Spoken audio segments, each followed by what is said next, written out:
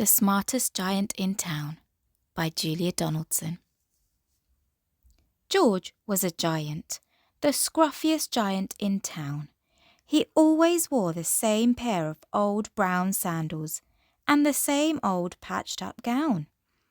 "I wish I wasn't the scruffiest giant in town," he said sadly.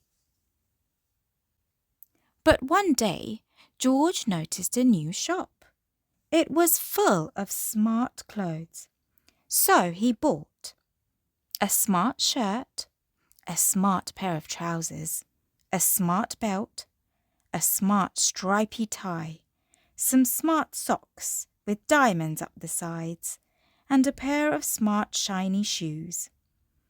"Now I'm the smartest giant in town," he said proudly. George left his old clothes behind in the shop. He was about to go home when he heard a sound. On the pavement stood a giraffe who was sniffing sadly. "What's the matter?" asked George. "It's my neck," said the giraffe. "It's so very long and so very cold. I wish I had a long warm scarf." "Cheer up," said George, and he took off his stripy tie.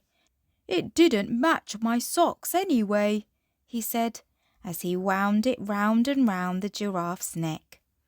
It made a wonderful scarf. "Thank you," said the giraffe. As George strode towards home, he sang to himself. "My tie is a scarf for a cold giraffe, but look me up and down, I'm the smartest giant in town." George came to a river. On a boat stood a goat who was bleating loudly. "What's the matter?" asked George. "It's my sail," said the goat. "It blew away in a storm. I wish I had a strong new sail for my boat." "Cheer up," said George, and he took off his new white shirt. "It kept coming untucked anyway," he said, as he tied it to the mast of the goat's boat. It made a magnificent sail. "Thank you," said the goat. George strode on, singing to himself. "My tie is a scarf for a cold giraffe, my shirt's on a boat as a sail for a goat, but look me up and down, I'm the smartest giant in town." George came to a tiny ruined house. Beside the house stood a white mouse with lots of baby mice. They were all squeaking. "What's the matter?" asked George. "It's our house," squeaked the mother mouse. "It burned down and now we have nowhere to live. I wish we had a nice new house." "Cheer up," said George, and he took off one of his shiny shoes. "It was giving me blisters anyway," he said, as the mouse and her babies scrambled inside. The shoe made a perfect home for them. "Thank you," they squeaked. George had to hop along the road now, but he didn't mind. As he hopped, he sang to himself.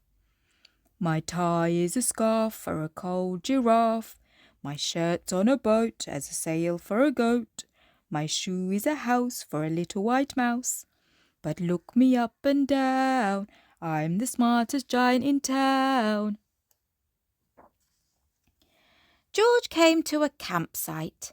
Beside a tent stood a fox who was crying. "What's the matter?" asked George.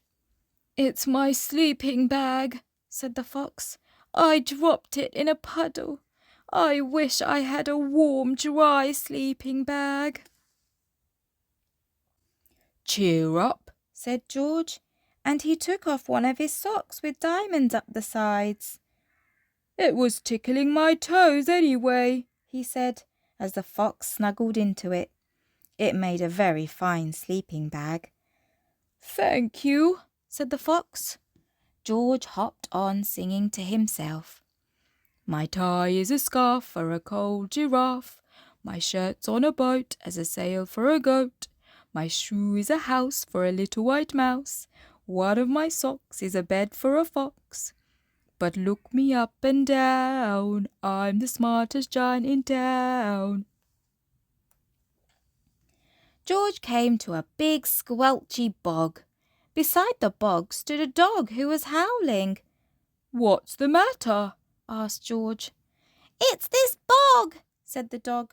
I need to get across, but I keep getting stuck in the mud. I wish there was a safe, dry path.